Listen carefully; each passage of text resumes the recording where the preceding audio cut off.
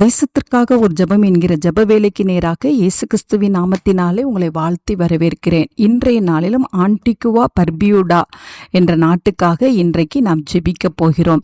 உலக நாடுகளின் வரிசையிலே இருக்கிற ஆன்டிகுவா பர்பியூடா நாட்டின் மீது தேவனுடைய ஆளுகை ஊற்றப்படும்படியாய் நாம் ஜெபிப்போம். கிழக்கு கரிபிய கடலின் அருகே ஒரு தீவாக அமைந்துள்ளதுதான் ஆன்டிகுவா பர்பியூடா. இங்குள்ள மக்கள் தொகை சுமார் 1,00,000க்கு உட்பட்ட மக்கள் இருக்கிறார்கள்.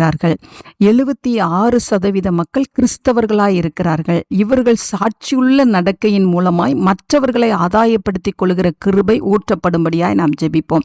இங்குள்ள திருச்சபையானது சத்தியத்திலே வளர்ந்து பெறுகிற திருச்சபையாய் காணப்படும்படியாய் நாம் ஜெபிப்போம். இங்குள்ள மக்களை தேவன் ஆசீர்வதிக்கும்படியாய் நாம் இன்றைக்கு பாரத்தோடு நாம் ஜெபிப்போம்.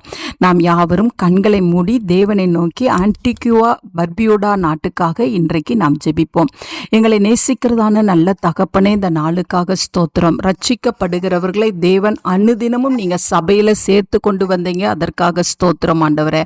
ஆம் ஆண்டவரே, இந்த நாளிலும் ஆண்டவரே ஆன்டிகுவா பர்பியூடால ஆண்டவரே இருக்கிற திருச்சபைகள் ஆசீர்வதிக்கப்படும்படியாய் நான் ஜெபிக்கிறேன் சுவாமி.